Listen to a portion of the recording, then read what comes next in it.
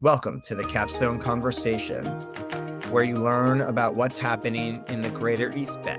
I am your host, Jared Asch. Today, we are going to be talking about innovations in transportation and help looking at the future of transportation. ANDCURBMANAGEMENT. What's going on and how's it happening? Today, we're going to look at how vehicles are changing with Jason from Telo Trucks. And we're also going to look at how parking and AI influence transportation with Nav from the company called YCurb. Welcome, gentlemen. Thank you. Nav, do you want to start by introducing yourself and a little bit of background? Sure, absolutely. Thanks for the opportunity, Jared. This is the co-founder, CEO, YCurb. What we're trying to attempt here is change the baseline narrative of how the curbs are viewed, how the curbs are used, and how the curb information is shared. Rather than calling ourselves just as a parking service, we are positioning ourselves as curb operating system, the operating system for the curb. And the idea is to digitize the curb and digitize the parking policies that are enforced on the curb and hence create this digital twin for the curb inventory. And then from there, we implement all these possible applications from this digital twin, from this curb OS. And just to name few, one is a zero friction, zero hardware parking for the cities and the drivers. Another application is giving visibility to the autonomous vehicles about the curb usage or the curb legality. For example, how would an autonomous vehicle pay at parking meter? There's no way until there is some API feeding the curb legality to that autonomous vehicle, for example. And then another application is if detecting missing signs around the city, for example. If we have a digital twin, we have a state frozen for that city of their curb inventory. And then after every month or so, as you refresh the digital twin, we know that, okay, what infrastructure is missing or what infrastructure was vandalized or broken. These are various applications. We are able to do it because the narrative is not on whether it's a parking app or whether this is a specific application, but rather positioning ourselves as the curb operating system using the digital twin. And from there, being able to flexibly apply applications based on what the city needs. Yeah, just in a nutshell. Great. And Jason, you are launching a new automotive company building trucks. Yeah, Do we you just want to got tell us a little bit more about that? a little project, just automotive manufacturer. We build electric mini trucks, pickup trucks the size of Mini Coopers with all the same capability, utility as a full-size truck, really dedicated for work vehicles in downtown cities. Where, funny enough, I was listening to Nav just talk then, I was thinking, oh man, this could be really useful because one of the biggest things we're trying to do is park twice the amount of vehicles in the same amount of space. And that's really what matters for us here is how do we actually trucks build the infrastructure of the city. I live in downtown San Francisco. I walked down the street on a Monday, Tuesday morning, and the city street's just lined with pickup trucks. They're just building the infrastructure. As the infrastructure changes, it's more and more trucks. They're causing congestion. They're the number one cause of pedestrian fatalities in the US, which are an all-time high. And we think we can solve that without having to trade off the capability of having a work vehicle. Same payload, same interior volume, same towing capacities, but all packaged in half the footprint. That's interesting, right? There was the quick tie in there to improving curb management within the cities for both these vehicles by shrinking the size, by making deliveries easier, by automating some services. Nav, you put up 2 thumbs up while Jason was doing his intro. You want to add to that?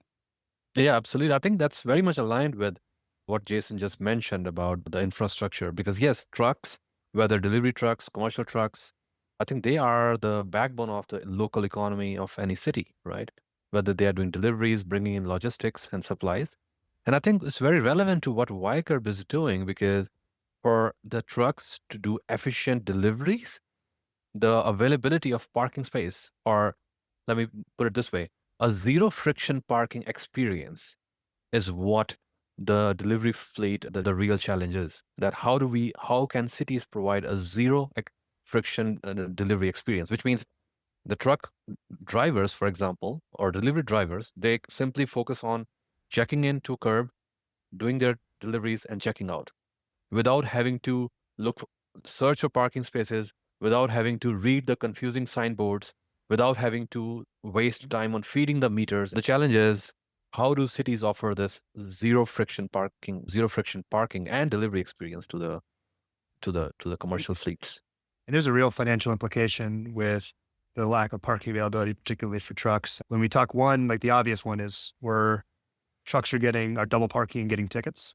And some of these delivery vehicle companies rack up thousands of dollars in tickets every year. Yeah. It's crazy. The other one that's a little bit less obvious is these commercial construction companies that have contractors, subcontractors driving their trucks into the office. There's a lot of legislation around once your subcontractor parks and starts walking to their job site, their clock starts. If they can't park right up next to their job site, then you're potentially adding 30 minutes for that bidirectional commute, maybe even that lunchtime commute to back and forth to their vehicle. That's real money out of pocket. That's an everyday occurrence.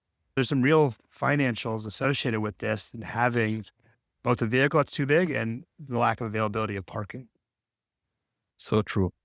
Jason, you're solving a problem for delivery and for size. The competition hasn't come up with this yet. Like Ford, which is the maker of the F-150 series, that the number one selling car in America for a long time. Where are you standing out in here, and what gave you the idea for this innovation that you didn't see the big typical manufacturer make it? It's actually funny. This podcast recording happened about 16 hours after Trump talked about a similar topic on this particular thing. There's been two reasons why small, high utility trucks haven't existed. One is relatively obvious. There's been a big push for vehicle safety. And when automakers hear that they need to make a vehicle safer and withstand higher crashes, what they do is they add more material to the vehicle, make them longer and bigger and thicker and heavier. And all that stuff adds up. And if you look at like the Mini Cooper from the early 2000s, the Mini Cooper today, it's gotten about 12 inches longer. The Ford Ranger's gotten 50% larger. A lot of that isn't changed really much of the internal volume. It's just gotten to the point where you have added more bumper and more structure and more components and more airbags, and that just adds additional structure to the vehicle to account for the safety regulations. The second thing, and this is the one that's relevant to what was just announced yesterday, is the way that CAFE standards have been structured, fuel economy standards have been structured, the ones that were developed back in the gas crisis in the 70s, have been used in a way that's actually incentivized automakers to build bigger vehicles. And effectively how the CAFE standards were written is that the bigger truck you build, you must be doing more work, you're allowed to pollute more. They said, okay, automakers went, sure, I hear that. I'm not going to build a new engine. It only cost me a few millions of dollars to make a vehicle slightly longer. I'm just going to do that instead. Automaker just make the vehicles bigger to meet these fuel economy requirements. Now, what's interesting about just yesterday, Trump announced that they're going to repeal these CAFE standards based on size and encourage small vehicles. And he had a note to Japanese K trucks, which is largely what our vehicles are inspired by, which are the tiny vehicles that drive around Japan. However, the actual implications of the writing of what they've said won't have a big difference on car sizes, at least initially to start. But this CAFE standard has prevented vehicle makers from making a very small, like Japanese K truck that's gas powered, because it wouldn't meet those fuel economy requirements. Our specific innovations are, how do we build a vehicle that meets those safety requirements and also meets the needs of a full-size work truck in the tiniest footprint possible? In order to do that, one, we rethought the entirety of frontal crash safety. We effectively cut off the hood, started from a first principles physics approach, ignored the fact that we have two long arms that usually hug an engine, and restructured the entire mechanical engineering of the front of the vehicle to enable us to meet all federal motor vehicle safety standards without a long hood. And that's been a huge endeavor, a huge undertaking, has a lot of software componentry to it, a lot of AI componentry to it, but that's really a core innovation that we've developed. The second big innovation we had is, how do we package the powertrain, the force, the energy, the payload, the capabilities of a full-size work truck into the smallest vehicle? We took the best of electrification, because electrification has a really unique packaging kind of capability, We can put tiny little motors in the front and rear of the vehicle, but have a very substantial battery pack that's actually the heart and soul of the vehicle that will enable huge payloads and big towing and big capability in a tiny little footprint without the sheer volume of what a V8 engine would take up or a diesel engine would take up, which would disallow this particular form factor. We developed a battery pack that's 50% more energy efficient volumetrically than any other vehicle out there right now. And those two things together, the volumetric energy efficiency of the battery pack, the crash safety systems of the vehicle, enable us to actually build the smallest utility vehicle ever developed for North American markets.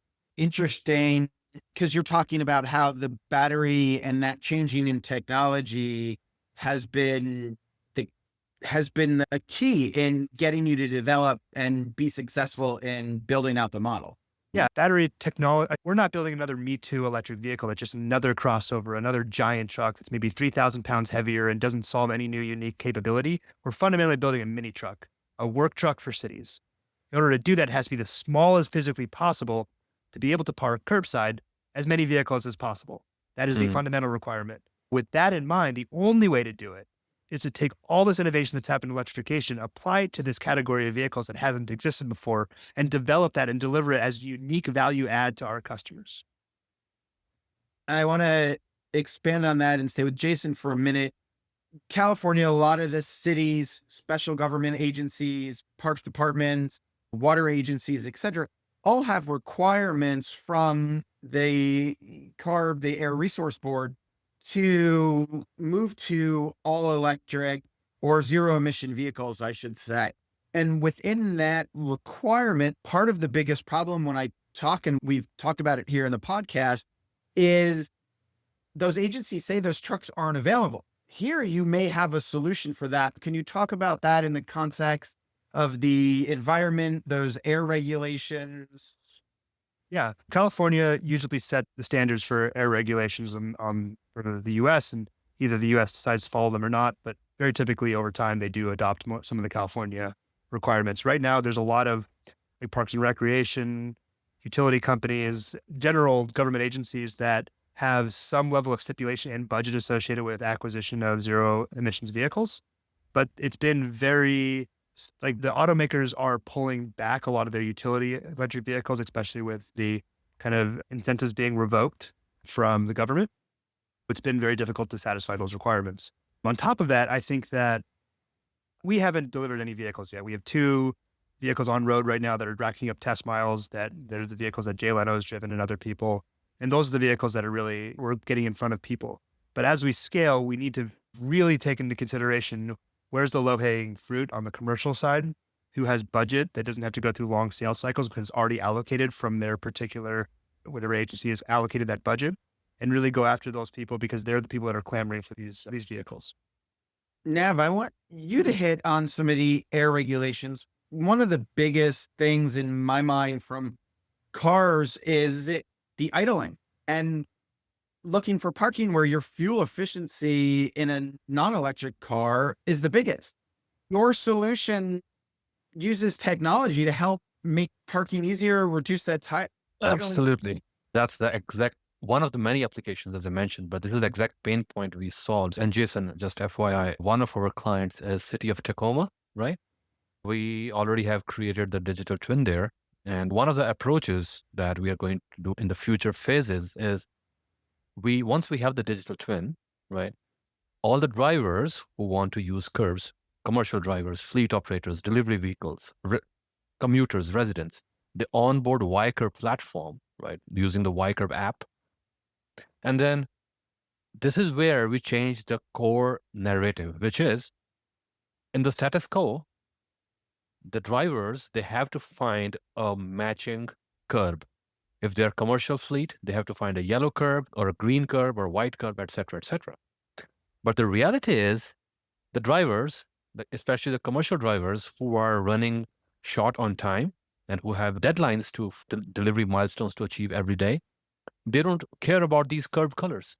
They just double park or park wherever they find parking closest to their delivery destination. They are doing this anyways. What we do with our digital twin approach, we just simply get rid of all these curb colors and we let the drivers park at any parking space they find closest to their delivery destination, except the red curb and the blue curb. Red for the emergency vehicles, right? Police and ambulance, and blue is for the handicapped. Except these two colors, park anywhere you find parking. YCurb solution is GPS tracking the drivers anyways, and they automatically charge you and track and charge the drivers by every minute of curb usage. This way, the fleet operators or the drivers, they don't need to look for curbs. They park wherever they find parking, and then they get charged by a minute. This way, we reduce the cruise time where they are idle time or cruise time where they're constantly looking for parking, spending time just searching for parking. And then they simply check in, check out, pay by minute. There's no hardware involved, and there's absolutely zero friction. I asked that as an environmental question, but on the hardware side, one of your value props is having cities eventually get rid of parking meters or parking machines at the end or 12 apps for people. And that makes the streets cleaner. It helps improve Absolutely. sidewalks where most of the meters are, which more deliveries are being done on sidewalks. There's a whole tie-in there. Absolutely. And that's in the status quo, there's a huge friction between the curb stakeholders. One of the stakeholder is the city who owns and manages the curb. Another stakeholder, which I already explained, are the curb users, the drivers, the fleet operators. The problem is, in the status quo, at this moment, for cities, there is only one way to generate revenue, and that is hardware, whether it's sensors or meters, which means huge capital investment, that's CapEx, the RFP, the procurement cycle of months and months and sometimes years, and then once the meters are installed, then the OpEx, which is the maintenance, graffiti, vandalism, and whatnot. There's huge friction right there on the city side. Cities don't want to use it, but they have no other choice. On the other stakeholder side, which is the drivers, they don't like the hardware-based parking service solution either because it wastes time. They have to feed the meters and whatnot. And above all, I would say, there's no option to pay by minute. They pay for 30 minutes, they check out in 15 minutes, they don't get a refund. In the status quo, there is this huge friction because of this hardware-based solution, which neither party wants to use. Cities don't want to use meters, but they don't have any choice. The drivers don't want to use meters, but what can they do? This is exactly what we do. We create the digital twin, come in as a curb OS, get rid of this friction, and align both stakeholders in one direction, and hence getting rid of the friction. I was just in Berkeley and we were seeing a play with my daughter's a musical, and it was also a Saturday of a college football home game. And so there was all these extra parking restrictions. And the problem became that time at the meters, the parking machines, for me to be there didn't allow me to, one, park close, and two, I couldn't stay as long as I wanted. I had to run at park. I paid for a half an hour, got the kids and my wife settled, ran back to the car, put in for 2 hours. During intermission, I had to run back, and it wasn't close. The parking wasn't available with the restrictions. I like hearing that you're creating a better customer experience in that as well. Jason, anything in what Nav was saying that you want to expand on and how you're seeing transportation shift and benefit cities and how they're doing their planning? Yeah, I'm a big believer that in 15 years, every North American big city is going to look more like Tokyo than it does now. I think that we're seeing, like post-COVID, a massive resurgence of the city, big development efforts going on, at least in San Francisco. I know in Austin, I know in Seattle, we're seeing just massive amounts of money being poured into additional housing, especially the lower income housing. And there's a lot of infrastructure that's being put in place and candidly, with the way the transportation's moving, like we're seeing in San Francisco, in Austin, we're seeing autonomous vehicles starting to really proliferate. We'll see the autonomous taxi ride will be a very ubiquitous thing across the US. Public transportation has to adapt and get better. And micromobility had a surge back in 2019, 2020, but we're still seeing it pretty regularly. What's true about all that transformation of the influx of people, the influx of new modes of transportation is there's infrastructure that has to get built out, and trucks build infrastructure. and trucks are still the problem, and they're going to continue being the problem for the foreseeable future. When we chose, people ask us, why did you build an SUV to start, or a passenger vehicle, or a taxi? There's a lot of people that are innovating in that space, but they're leaving out the thing that's actually building the infrastructure that enables that innovation. And that's why we focused on this particular area. I will say, though, I can commiserate, Jared, with your story you tell. I mean, I drive a Toyota Tacoma in downtown San Francisco because I have a big dog and I go snowboarding on the weekends. My wife's a chocolatier and sometimes does pop-up events. And I just have a lot of memories of trying to join with her in one of her pop-up events, dropping her off, circling the blocks a few hundred times, and then just giving up, going home and getting an Uber back to her event. It's a significant frustration. In San Francisco, we have these really weird curbs too. Nav, I'll mention, I know you've lived in San Francisco, I'll mention it. But you see these driveways, and there's this, in New York, everything's standardized in brownstone size. You know exactly how big a brownstone is, and they don't have garages. In San Francisco, all these classic buildings all have garages. And there's this perfect space between garage, space for sidewalk, garage, and it's always the size of a Mini Cooper. And that's exactly why we built our vehicle, for that particular parking spot that exists so many times in San Francisco. I drive by and I just don't actually get the opportunity to go capitalize on because my vehicle's twice that size. I think that's true, not just in San Francisco, but in a lot of the suburban cities. I drive a Ford Explorer, which isn't that big, but there's a lot of places where somebody parks slightly off and you can't go in. And I like that because you tied that in, Jason, to a business and how it impacts the economy in a local market. If you can drop off that person who has to carry all this material to their business, right? That's actually absolutely. And then it's just the stats are staggering. The size of vehicles has absolutely exploded. Congestion's gotten significantly worse. Commute times on average have gone up dramatically. The pedestrian deaths thing we talked about, bicyclist deaths, they call vulnerable road users, to catch all for pedestrian, bicyclists, scooter riders, and what have you. And some of these things are even more grim, like the number of children run over in their own driveway used to be almost none per year, and now it's in the mid 500s every year. All this is just a result of bigger vehicles, more distraction, and poor planning. I sit on the Walnut Creek Transportation Commission as a volunteer, and our goal as a city, and they're redoing their curb management program. We talk about 85% occupancy for parking garages and parking meters as a goal. And we figure out the rates based on that, how to keep moving cars, that somebody can always find a vacancy, but size of vehicle matters, parking management matters. If maybe you guys want to talk a little bit about that, Nab, you could first, and then Jason can build. Absolutely. I think most of the cities we spoke to, they want to see the occupancy and the occupancy rate go high in their structures. They want the traffic to go into their structures, whether it's a lot or garages first, and then the footprint on the on-street. And I've seen cities that we are talking to invest more in their garages and structures as well, even if it means advanced technologies like sensors or cameras, or for example, our GPS-based geofence technology as well. Cities are willing to do that. They want to go that extra mile, all that to reduce the footprint from the on-street and move them towards to other structures. Yeah. Jason, anything there?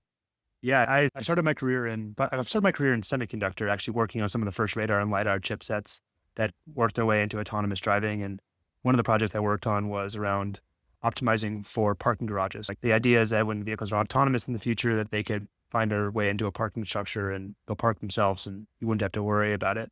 One of the big challenges we had with doing that project was the sheer size of vehicles. Trying to park an F-350 crew cab 8-foot bed into a parking structure was near impossible. I personally think part of the problem that we're trying to solve is that having one small vehicle doesn't necessarily solve the problem, but having thousands of them does solve the problem. I remember doing the math, and don't quote me on the exact specifics here, but if we lined up every single truck in the US together, it would take it would take up the entire greater Los Angeles region of vehicles parked. There's just so much volume we take up and steel that we move around in that we only use 5% of the time of its life. The other 90 to 95%, it's stationary. And we need to do better at the amount of real estate we take up. both from a structures perspective and from a curbside perspective. I want to hit on autonomous vehicles because you both mentioned that and how that's shifting thing. Jason, are your trucks going to be autonomous? What's your plan or your timeline on that to start? Yeah, we have what I've learned in my time in the transportation world. I've worked with many, was a part of a major tier one supplier for autonomous vehicles and for driver assistance systems. I developed the validation for a lot of these vehicles. The truth is the hardware itself, we talked, now brings up hardware. The hardware itself for the autonomous vehicle, the camera sensors, the compute nodes, the LiDAR, radar sensors, the little chips that go on them, they change every year. It's hard to forward protect for the future of autonomy by installing physical hardware in their vehicles. I think it's a mistake OEMs make OEMs being automakers make by putting a camera in that's been designed 5 years ago into a vehicle that's coming out this year. And now they're 2 generations behind in what's possible to do in autonomy. By the time someone develops the autonomy stack and the capability there, your camera sensors don't work with it, your radar sensors don't work with it. The amount of compute necessary to actually do the autonomous portion doesn't actually work.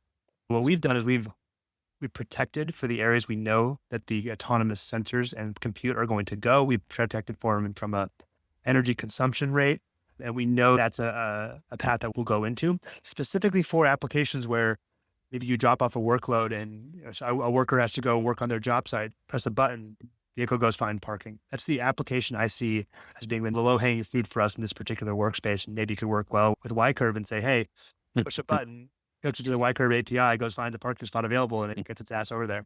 Yeah. Very cool. But we do not have an autonomous vehicle today. We have the driver assistance features that enable us to get a 5-star crash test rating, but we are hardware protecting volumetrically for where we think those sensors and compute will go. Nav, do you want to take the autonomous vehicle question? What I've learned is actually cities are not ready for autonomous vehicles, which means what I mean to say here is, although they know that autonomous vehicles will be everywhere soon, right? The advanced vehicle for deliveries or other operations, but still cities are still not preparing for that future. That's what we learned, right? Now, yeah. And that's the hard, I think that's how probably how bureaucracy is always behind the technology. And that's why the solution we are developing ahead of time is for autonomous vehicles.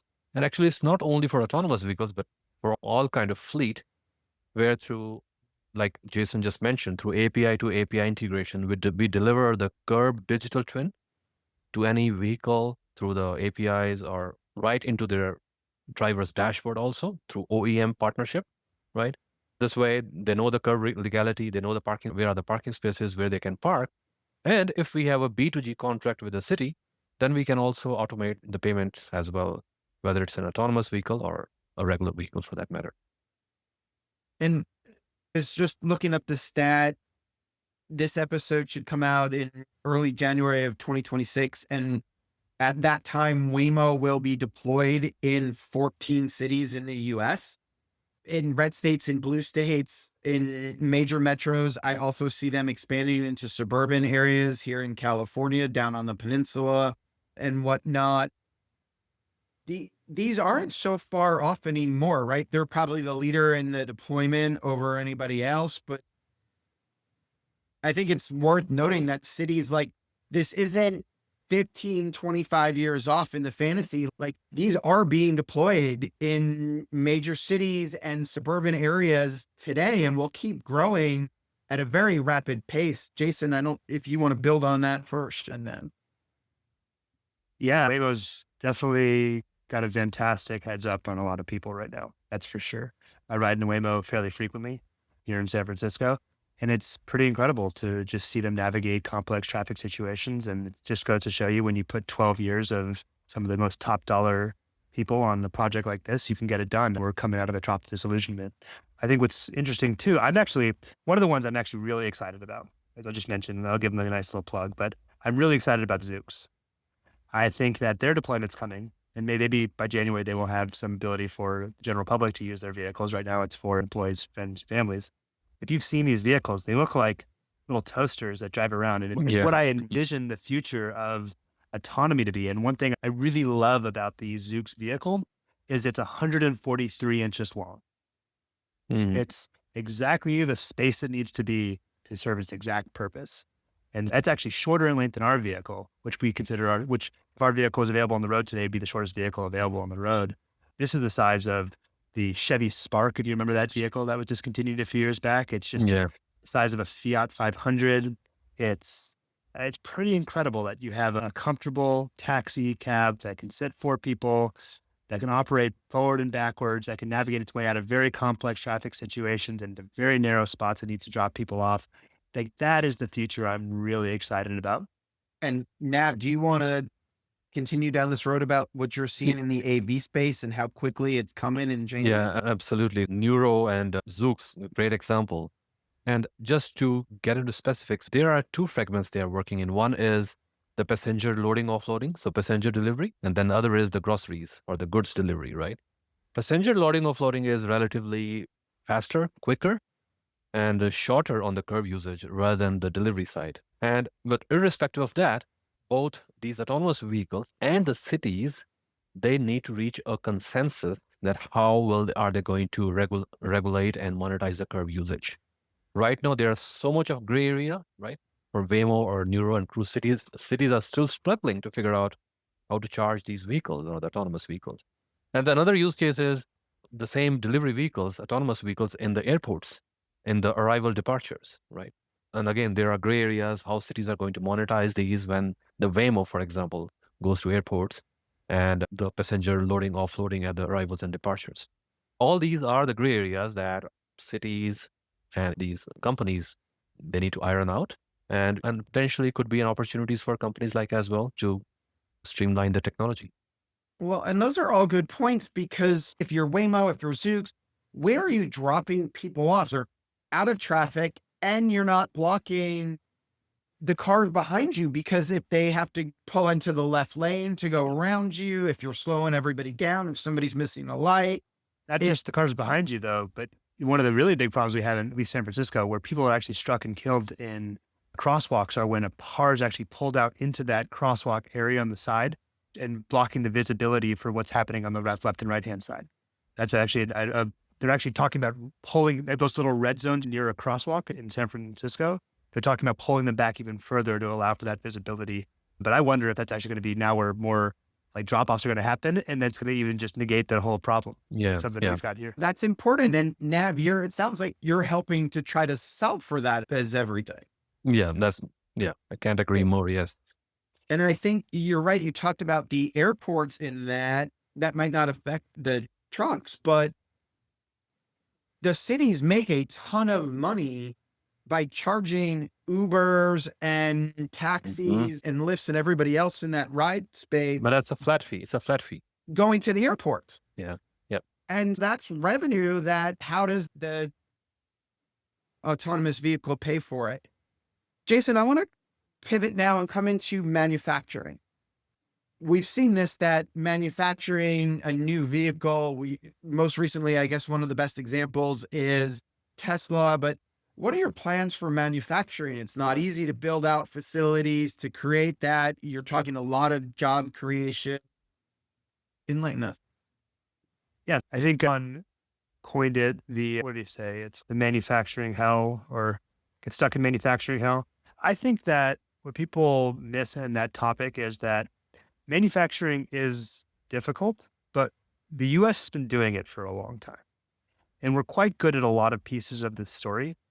Building vehicle bodies, building interiors, building compute nodes inside of a vehicle, wire harnesses. We're really quite good at this. In the areas that we're quite good at, we leverage heavily the industry that's been around for a long time. Our body in whites are made by, which is the metal structures of the vehicles, are made by vehicle makers that have been doing it for 100 years because they're really damn good at it. Where this new technology innovation that is happening, that is making manufacturing hard, that's what we do in-house. Namely, that's battery packs. We build our own battery packs in-house at our own manufacturing facilities, and we scale that ourselves. But I want to correct one misnomer about that whole story. There is a graveyard of electric vehicles that came before us. We're hyper aware. We've seen, I'm not going to list them out here, but at least 40 companies over the last 25 years that have folded trying to build electric vehicles at scale. but a lot of them didn't actually get to vehicle deliveries. Some of them did, but a lot of them didn't. And they spent $1 billion to not even deliver vehicles to anybody. And that's because the validation component of bringing a vehicle to market is really harder than the manufacturing component. Because the validation component requires you to get to a vehicle that's done before it ships to a customer. And getting to that state in vehicle building, it just, if you don't know what you're doing in that space, if you don't anticipate the right things, you could end up spending $10 million here and $100 million here and $50 million here on every single mistake that's made. One of the big things that we're leveraging heavily is doing all of our validation 100% virtual before we build any physical hardware. Not only do we use physics-based simulations for every single element of our vehicle validation, but we even use AI-enabled simulations to do things that all automakers are not doing right now. To just get an example I'll give you is a standard crash test in a vehicle for a full frontal crash, which is like what you see online for crash tests. That could take up to 48 hours of compute time and 1,000 cores of energy to go compute virtually. We're at the state where we can do that quite well. But you can train models based on those crash test simulations to compute that same type of outcome to a 99.99% level of confidence in minutes. Like you can actually get an outcome of that same crash test in minutes. You can do 100 times the amount of test cases using some of these AI trained physics-based models to go do the validation. Every single component of our vehicle is based on that kind of philosophy. You're going to put all the crash test dummies out of work with using AI to run those crash tests. I think that goes to the point of this episode. This is the future of transportation and automation. And that's a great example of how that's changing. Nav, do you want to add anything else on that? I would say that these advanced vehicles, IoT vehicles, or connected vehicles, right? These are the future. Cities, the governments are not ready yet. That's what we have learned. The technology is always going to lead. And moving forward, frictionless, as long as the cities continue to provide frictionless experiences in their infrastructure. And when I say frictionless, which means as more and more autonomous vehicles are coming, to reduce the dwell time, to keep the dwell time minimal, reduce the idling time, that drivers simply check in and check out and waste no time on any distractions. As long as cities can keep up with the infrastructure that supports this narrative, that is where this maximum potential will be utilized, whether it's a city or the companies. That's the way forward. Jason, I want to tackle something else you mentioned is all the companies that failed in your space. You guys have just raised a decent round of money to continue to start making production and continue further development. As you're doing that, as every startup looks to raise its next round, how are you approaching investors to say, we've learned from this, from all these mistakes of others? Yeah, I don't think it's unique to us, but I think that my biggest recommendation for founders that are trying to raise money in a market that has headwinds to it, like our market, is to really stand out on your core principles and what makes you different. And one of the biggest things that especially technical founders like to do is they like to lean onto, we're 5% better in this, we're 3% better in this, we're X% better in this. And having a small percentage technical difference in a category does not make your fundraise successful. Having a market identification element to your story, having a go-to-market difference in your story, having a capitalization difference in your story, all at a really multiple, like your impact you make has a multiple X of change for your customer. Those are the things that really stand out. And the best thing you can do to prove that is to have your customers talk to these potential investors and say, here's why this makes such a dramatic difference in our lives. My biggest advice is talk to your customers, have your customers talk to your investors, and make sure that change you're making is substantial, it's undeniable. Nav, you're, I think, out there raising money. Any thoughts on that? I cannot agree more. As a matter of fact, the investors we've been talking to, they did seek references from our clients, the cities, and that interaction did happen. That's, I think, best way for raising money is when investors talk to customers. And for example, in our case, the city officers, they telling the investors that what is the value that YCurb is bringing to the cities, for example. Yes, I think that's a spot on. And what's one piece of advice that you guys want to give to city officials looking at your companies or just the transportation space in general about solutions or what they should be asking? I don't know who wants to tackle that first. I can go first. And mine is very, I would say, one-liner. Minimize the bureaucracy as to the least possible. That will help scale up the technology in the cities. And this is for the good benefit for the cities. This will be the best return of investment for cities if they can minimize the sales cycle, reduce the bureaucracy, whether it's political bureaucracy or the bureaucratic bureaucracy. That, in my experience, have been the biggest hurdle for the technology implementation. The change management is very expensive in terms of time, the time it takes. It could be because of some mindsets, or it could be because one of the significant efforts YCurb had to put was in the education, in explaining the benefits of this technology. Yes, change management is difficult, and bureaucracy simply adds to that delay. Yeah. Jason? I think that a lot of cities are doing this. I think it's not like necessarily I'm asking you to do something new, but like really get the core data and statistics around congestion and pedestrian safety and vehicle collisions, and understand the core kind of backbone as to why we're seeing the uptake that we're seeing. And because a lot of the times it's actually, we've talked to a few city officials that have been surprised when we've said, hey, did you realize that your pedestrian fatalities went from 200 last year to 400 this year and the year's not even over? Are you serious? Where'd you get that data? It's actually all available. Your other organizations have that available.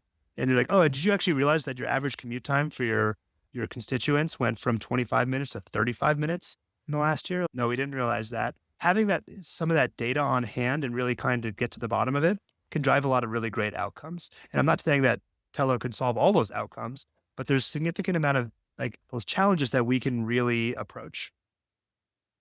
And Jason, how do people learn more about Telo Trucks and you? Yeah, we have a pretty substantial online presence, both in online, our website, telotrucks.com, as well as our YouTube channel, Telo Trucks. We have a Discord channel that is, I think, twice the size of Rivian's Discord channel at this point, almost 1,000 active members on Discord that we give regular updates to. Myself, and our team members are always talking in. We're trying to be the most transparent automaker ever as well, because we've seen what happens when you get closed doors, pop up 5 years and the world's changed. Nav, how do people learn more about YCurb? We are actually strategically in a stealth mode right now, since we are filing for patents and in the patent process. But anyone interested, go to our website, fill up that contact us form, and hit us up, and would love to give a demonstration. Yeah. Great. I appreciate both of you being here, Jason and Nav. It was a pleasure, and great start to 2026 for everybody here. Thank you. Thank you, Jared. And thanks, Jason, for your time here. It was a great chat. Great chat. Thanks. Wait, don't leave yet. Hit subscribe. Make sure you get the weekly updates. We have a new episode every Wednesday for stuff happening in the East Bay. In the meantime, follow me on LinkedIn, Jared Asch, or check out our firm where we have a weekly newsletter and blog at Capstone Government Affairs on LinkedIn. Thanks for joining us today on the Capstone Conversation.